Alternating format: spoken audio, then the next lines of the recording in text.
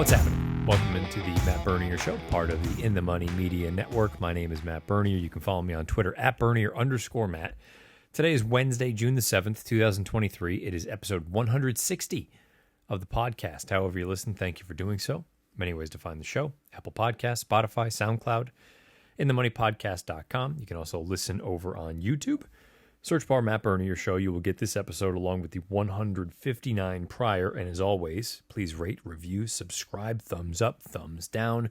If you're over on YouTube, make sure that you have the bell icon lit up so you get notified when new content has been uploaded to the In the Money Media channel.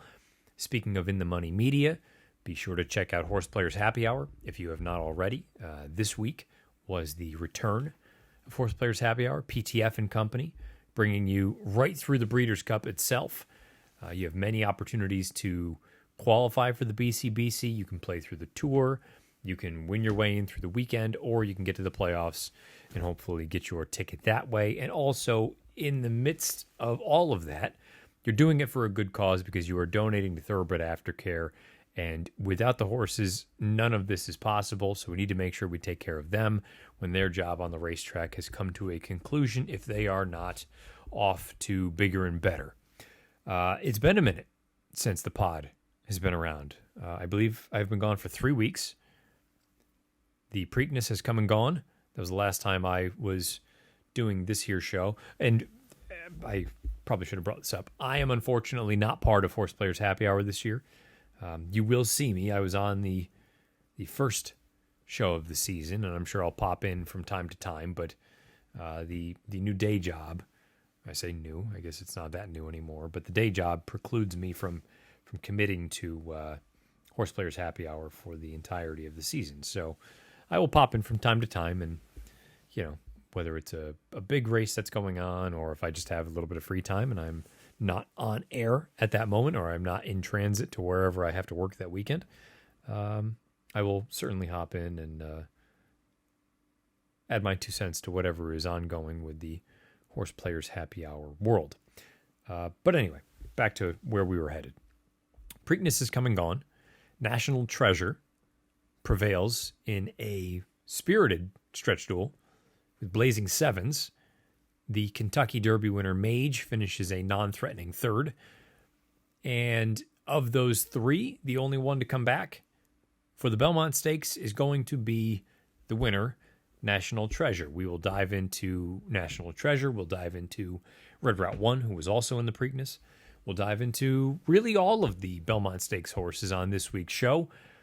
The thought, anyway, I will not be at Belmont Park.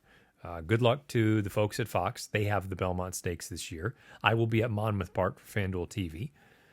And I'm sure we'll talk about it a little bit over the course of the few days, but this is probably my best avenue to get some opinions out there. My picks will be up over on the website on tvg.com, FanDuel Sportsbook. You can find them on the app. And I've also done something, and I probably won't do it this week, maybe next week, when the Triple Crown has come and gone and we can dive into it a little bit more. But the idea of, I have gone through from my first day on the job with FanDuel, January 3rd at Gulfstream, and every pick that I have put up on TVG.com, the app, FanDuel Sportsbook, FanDuel Racing, wherever you're following along, every pick that has gone up there, I have recorded. And I have a win ROI and a win play show ROI. I have percentages. I have it broken down by configuration: dirt sprint versus turf dirt route versus turf route versus synthetic sprint versus synthetic route. So I think there's some interesting data in there. Everyone talks about accountability and transparency. I believe in that wholeheartedly. And I think it's something that we can do a little bit of a deeper dive into next week when there's more time. I guess what I'll say at the moment, as the spreadsheet is opening, is currently, before I head down to Monmouth this weekend, I have a sample size of 505 races. And the win percentage overall is 19.4%. The in the money percentage is 49.9%. The average odds of the selections are 5.88 to 1. If you're looking at it from an implied probability standpoint, that would translate to 17% with the expected win rate. So outkicking that a little bit, but the most important piece is the return on investment. If you think about it like this, $1.60, effectively, if you think about it from every dollar, from a win pool standpoint, let's say you take 17% off of that. 20 is, I guess, an easier number to use. So let's use 20. Take 20 off of the dollar because the 20% is the takeout. Your ROI for $2 there would be $1.60. So effectively, you're just down the takeout or slightly more than the takeout. My win ROI currently is $1.75 out of 505 races. That is effectively 87 cents on the dollar. So we're down about 13% right now. Certainly would like to get that up over $2. $2 would be a break-even profit. But keeping in mind, I'm effectively giving picks for every race that I'm on for the most part.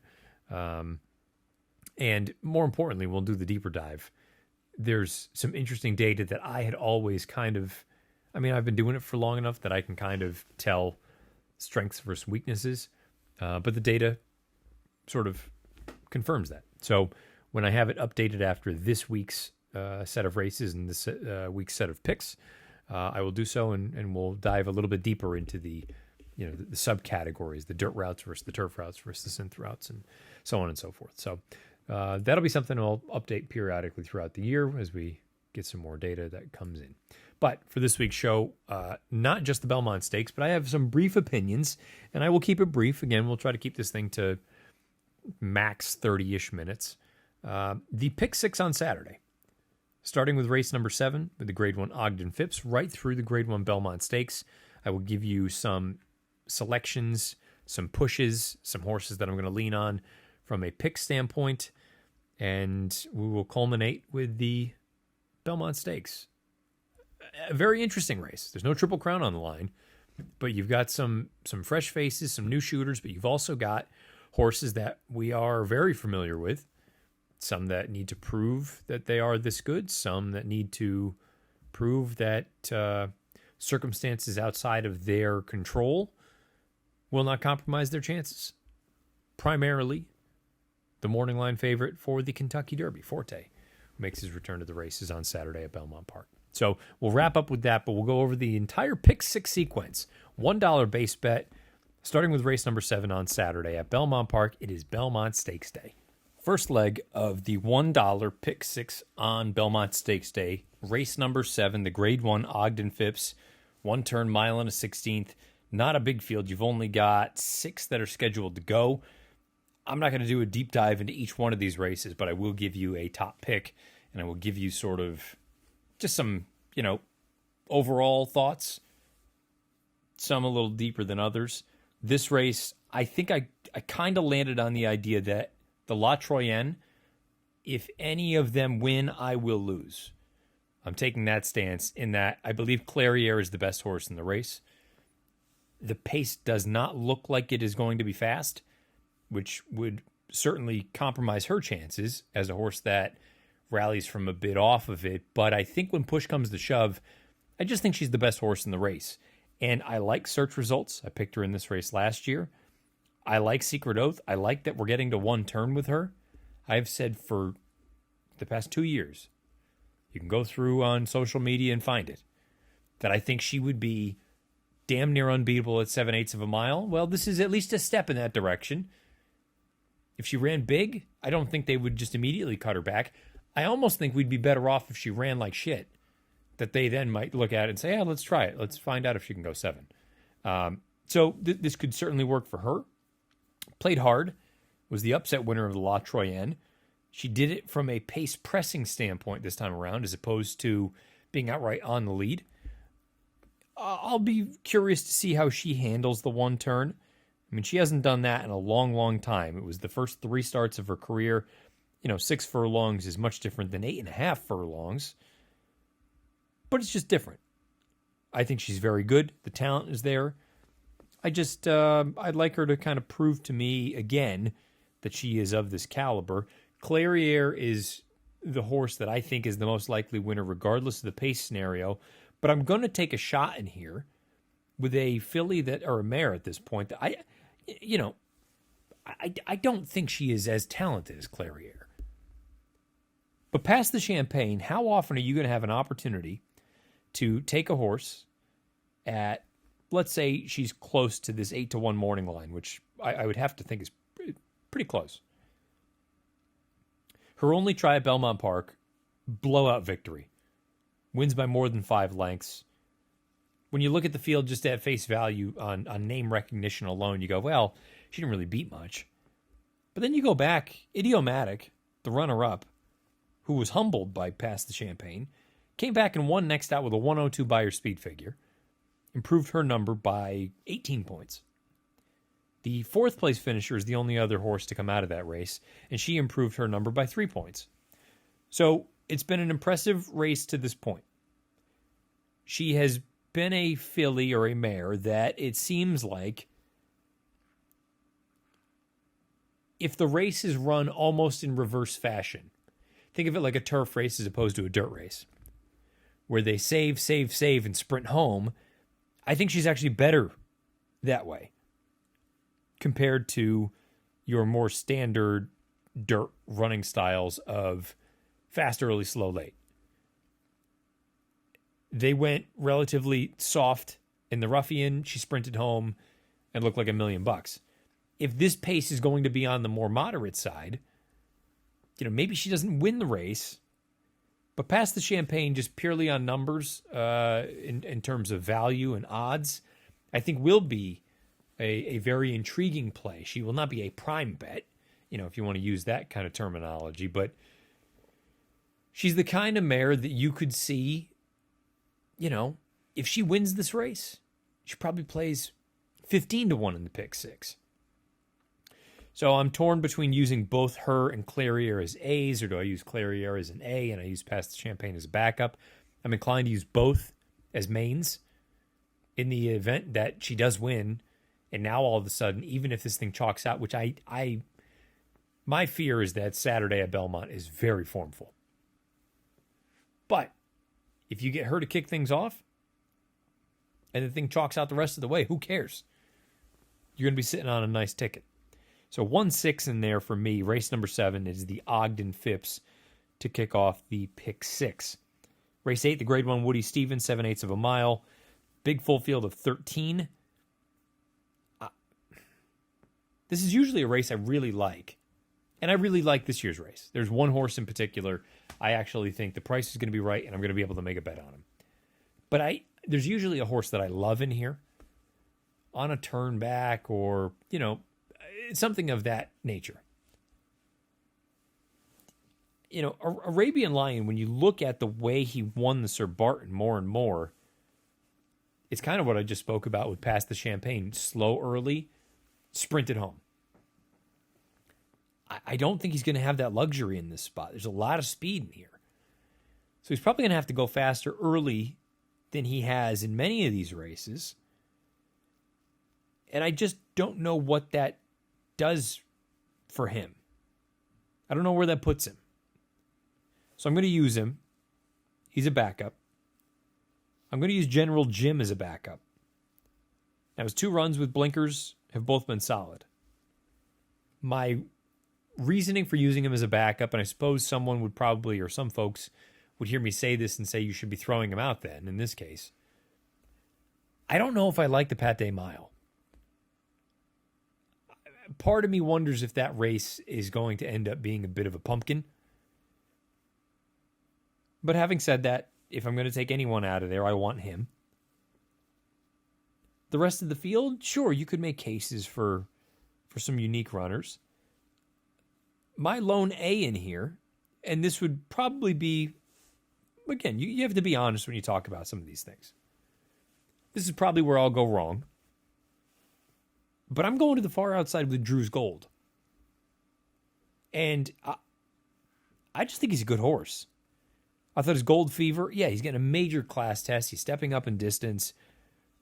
There's plenty in there to question. But I thought his Gold Fever was awesome. Awesome. When he was asked just outside the 8th pole, he skirted away.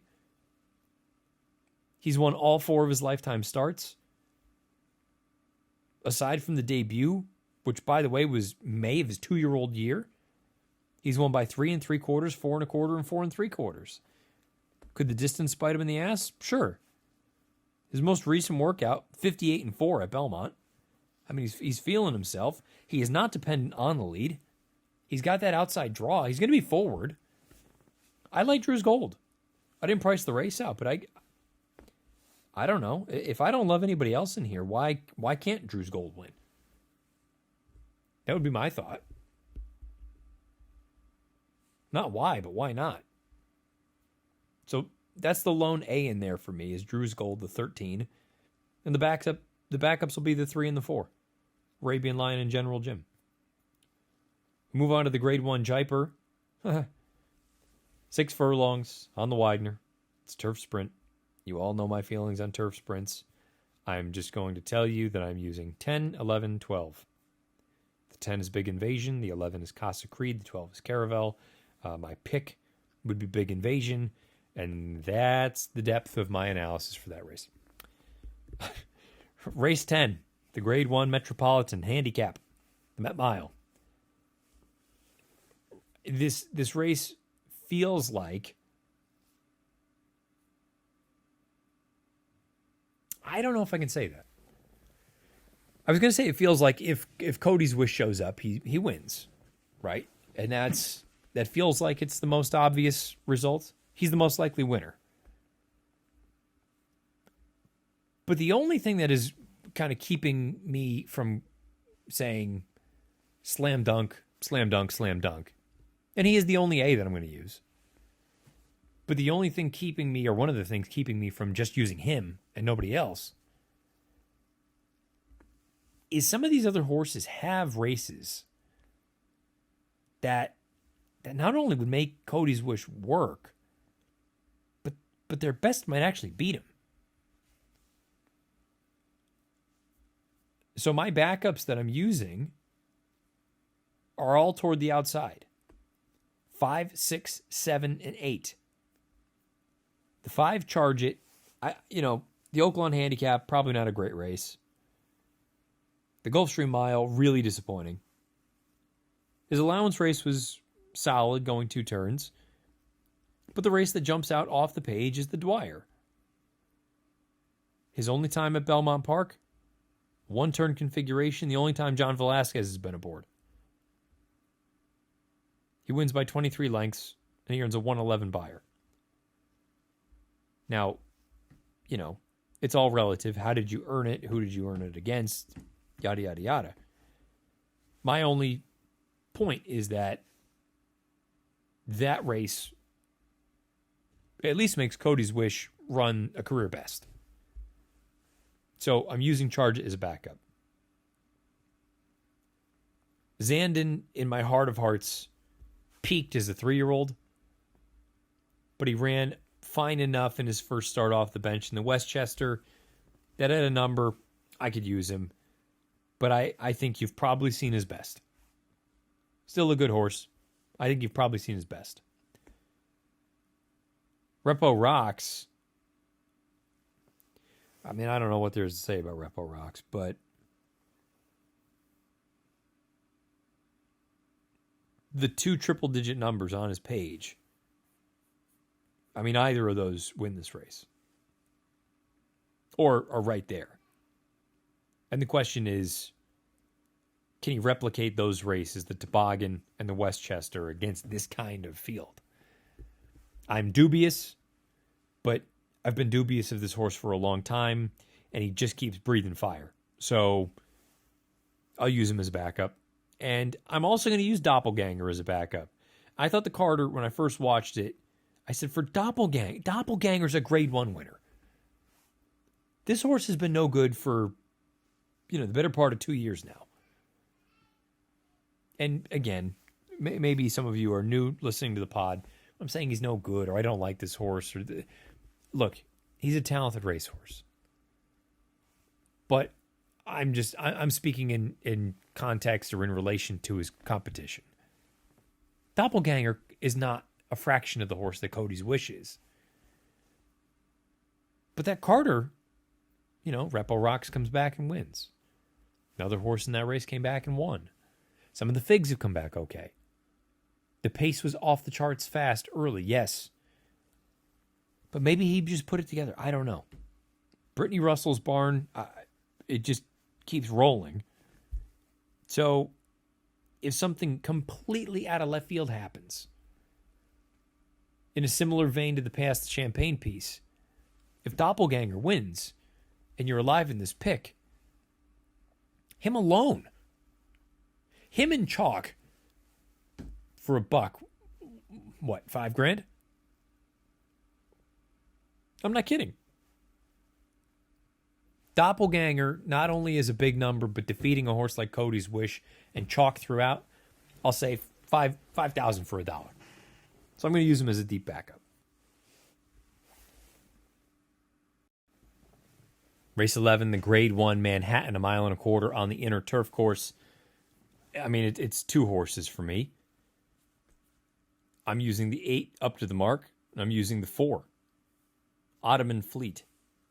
Now, Ottoman Fleet, I thought, finished really well in his U.S. debut. He won the Fort Marcy by almost 2 lengths, earned a 102 buyer.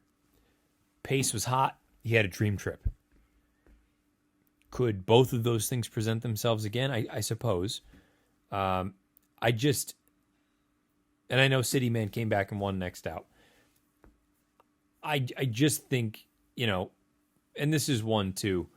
Sure, those of you out there listening have had these kind of horses as well. When you are in on a horse early, you just become a fan whether you're betting on them or not. And up to the mark, when I saw him on turf in those races at Gulfstream, and I got to talk to Todd after the allowance race at the beginning of March, and he said the Maker's Mark Mile was his next start. But I said, look, he looks like a monster. And he's like, yeah, he's earned his shot at a Grade 1. They run him in the Maker's Mark. And maybe that doesn't look like a great performance, but really when you think about it, he basically ran head-and-head with Modern Games, who came back and won his next start, who's going to be among the favorites for the Queen Anne on Wednesday at Royal Ascot. And then up to the mark comes back and just absolutely destroys a field at Churchill Downs. Last out. If he continues on this trend, he is strictly the horse to beat. I don't care that Charlie Appleby is here with Ottoman Fleet and William Buick. But having said that, I'm still going to use Ottoman Fleet. They're the only 2 I'm going to use. I would use up to the mark as an A, Ottoman Fleet as a B. That's my lean right now. I suppose there's a chance I make both of them A's. But I think you can kind of get the gist. I feel like this is a pretty formful sequence, to this point anyway, which brings us to the big one. Race number 12, 1.5 miles. My favorite Triple Crown race of the year, my favorite individual race of the entire racing season. The 1.5 mile Belmont Stakes. I will go through in post-position order. I've priced the race out. I'll give you my fair odds and give you a quick blurb on each runner. The 1, Tappet Shoes, 20-1 morning line. I made him 50-1. Sounds like he is going to effectively be a rabbit or something of that nature. They're going to be aggressive with him out of the gate. He finished second most recently, going 9. That was at Oaklawn Park. He couldn't beat Red Route 1. The tactical speed should help him. He's almost paired up by her tops. I still don't think he's good enough. Tappet Trice was the second choice in this year's Kentucky Derby. He finished a disappointing 7th. He's 3-1 on the morning line. I made him 9-1. I've done a 180 on this horse. Well, I shouldn't say that. I had already started to do the 180 leading into the Derby. I didn't like him in Kentucky. I didn't love the bluegrass.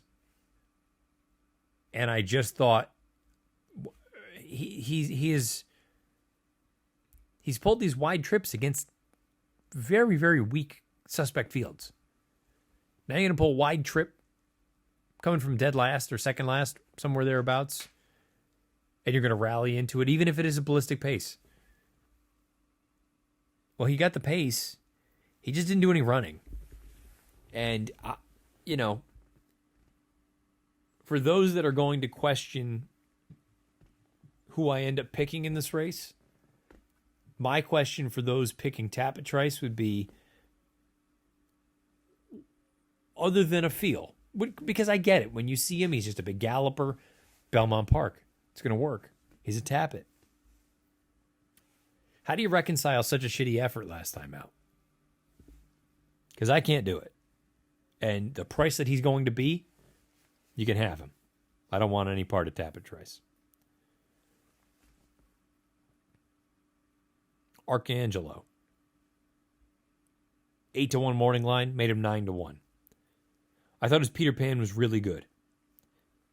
Now, he's not gone 2 turns in his career. But my question would be, purely on speed figures and the way he finished his most recent run, I guess the connections do make a difference. But why would you take a fraction of the price on Tapit Trice compared to Arcangelo?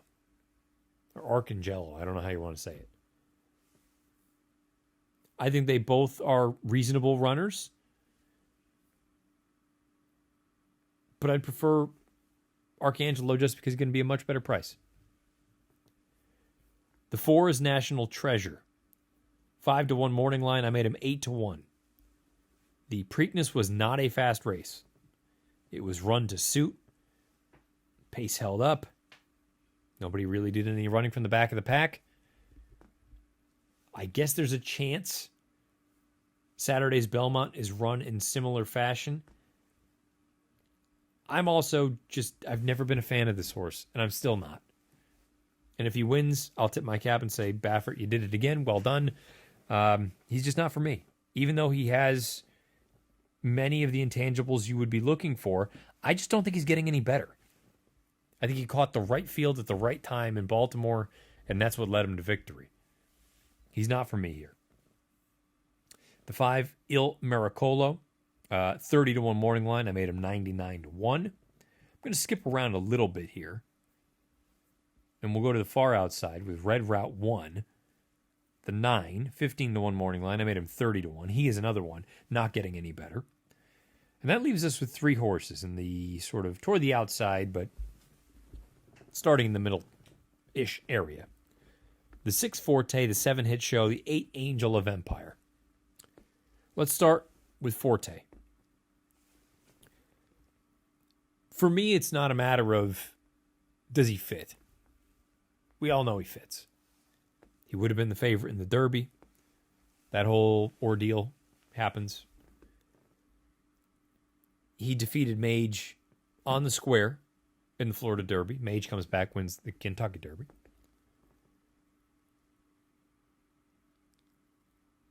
I guess my biggest question with Forte at this point would be, what is the best version of him that we're going to get? Is the best version, is it 100% of his potential? Is it 95%? Is it 90%? And if it's not 100%, is slightly less than his best good enough to win? Going 1.5 miles off of a 2+ month layoff. Those are big hurdles. It's not like that's it's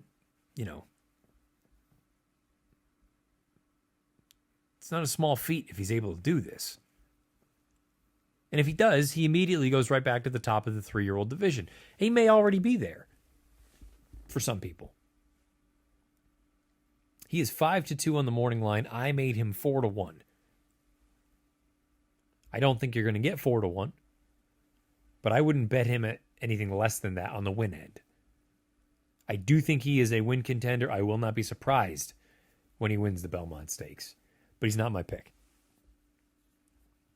The 7 Hit Show. You know what the problem with Hit Show is? The problem with Hit Show is twofold. One,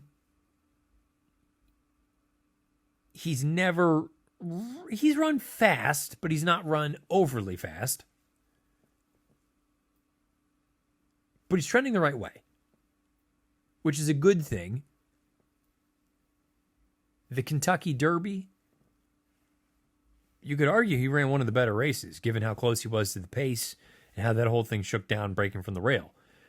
But it leads to point B, or number 2. He is the wise guy horse. He's 10-1 on the morning line. I made him 8-1. I bet he's closer to 6. I think a lot of people are going to look at him and say, pretty close to the pace early on in the Derby, didn't pack it in. Brad Cox has always liked him. Could be close again. Close running styles typically do well in the Belmont Stakes. I think he's going to be a little bit overbet. Maybe I'm wrong with the presence of Forte, with the presence of Tapitrice, and the presence of Angel of Empire, and the presence of the Preakness winner. But I have a funny feeling Hit Show is going to take a little more money than he should. Which leads me to Angel of Empire, who I picked to win the Kentucky Derby. He went off as the 4-1 favorite, largely because Forte was a scratch, but even if Forte ran in that race, he was probably going to be second choice and nipping at his heels.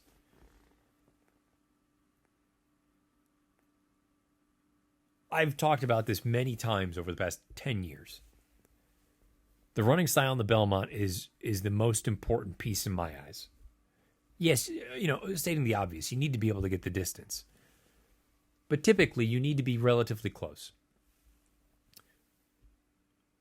But being relatively close, there's more to that than just that statement. You need to be relatively close with a half mile left to run. You need to be within position, within striking range, with a half mile to go. You don't need to be on the lead, with a mile left to run. You need to be within shouting distance with a half mile to run. So Angel of Empire, who his running lines would suggest he is a drop out the back, one run type. The blinkers go on. Now, the blinkers have really been on for the majority of his career in the mornings, but now he'll try them in the afternoon for the first time. I believe he is a little bit of a tricky case in that if you look at some of the commercially available pace figures, including and specifically alluding to Timeform US, and you look at the Kentucky Derby, okay, the 3 lines that are in the past performances, you can find more elsewhere. But you're looking at pace figs of 121, 120, and a final fig of 122. So he's effectively running the same clip throughout. It's not as though he's coming with some giant finish at the end. It's just the way that the entire race played out. Everybody was going crazy early on, and they came to a crawl at the end. He was just grinding away, chugging along. 24 and change, 24 and change, 24 and change, final quarter in 25. With the blinkers on, and just naturally with the extra quarter mile to work with on Saturday, this is going to be a slower tempoed race. So all of a sudden, if you just look at, and I know you can't really compare track to track, but we can compare pace fig to pace fig. His run in the Risen Star, his run in the Arkansas Derby, his run in the Kentucky Derby. At the pace call, we have numbers of 117, 112, and 121. By no means is that going to have him on the lead, but I don't think he's going to be that far off of it. I really don't. I think he's going to be within 4 lengths. And I'd like to think that Flavien Prat is going to be able to get him into the run and have him within 2 lengths as they go into the far turn. And if that's the case, I will take my chances that he's going to finish better than Tapit Trice, who I think is just kind of a plotter. And I'll take my chances that he will finish better than Forte coming off of a 2-month layoff. I picked him in the Derby. I'm going to pick him again in the Belmont. I like Angel of Empire to win the Belmont Stakes. He is 7-2 on the morning line. I made him 2-1. I like him a lot. I just think he's a good horse. He has not taken a backward step in any dirt route that he's run. His dirt routes, he has gone 58 to 74 to 85 to 89 to 94 to 104. If you want to look at it and say equipment change before a big race is a red flag, I'm not going to argue with you because I typically agree. Brad Cox has never really spoken of this horse as though he thinks he is the bee's knees. I think the paper says something else. I think this horse also has a little bit of essential quality to him. That he's fast and the distance is not going to beat him. I promise you that. If he loses, it's because he just wasn't good enough. The distance, sure as hell, is not going to get him beat. I like Angel of Empire to win the Belmont Stakes. I'll bet him at 2-1 or better, but in all likelihood, I'll be alive to him in some kind of a pick, whether it's a double or a pick 3 or the pick 6. Something. I like Angel of Empire a lot. He is a lone A. He was a lone A for me in the Derby. He's a lone A for me in the Belmont. But I do acknowledge there are good horses in this race. It's my favorite race of the year, and I'm going to be fascinated to see how it all unfolds. Let me know your thoughts about this year's Belmont Stakes, any of the other races that are going to be part of this festival over 3 days, any of the other races that I talked about here, the Pick 6 sequence, $1 base bet. You can play it all over the place, but especially over on FanDuel Sportsbook, FanDuel Racing, TVG.com, the app, you name it. You can get down over there. Questions, comments, concerns beneath the video player on YouTube or on Twitter at Bernier_Matt. I will be at Monmouth Park again this weekend with Larry Colmus beginning on Friday afternoon. We'll be there Friday, Saturday, Sunday, going over the racing from the Jersey Shore. Looks like it'll be warmer this time around. Hopefully the smoke kind of dissipates a little bit over the next couple of days coming in from Quebec. But looking forward to getting down there. And again, checking out the final jewel of the American Triple Crown on Saturday from Belmont Park. I will be back next week. We'll do a deeper dive into the results, see where things stand, some conclusions we can draw, and some things that perhaps you at home can take, not necessarily from my results, but maybe some things you can implement into your own record keeping to really try to lean into, specifically from a gambling standpoint. You guys aren't putting picks out there on a day-to-day basis, but from a gambling standpoint, better to know, am I god-awful at turf routes and I'm really good at synthetic sprints? If that's the case, then bet more on synthetic sprints. So we'll dive some more into record keeping. We'll also look back at this weekend's races and see what we can glean going forward from not just the 3-year-olds, but all the other divisions that'll be going forward over the course of the weekend. Best of luck however you play this weekend, whatever you play this weekend, wherever you play this weekend. This has been episode 160 of the Matt Bernier Show.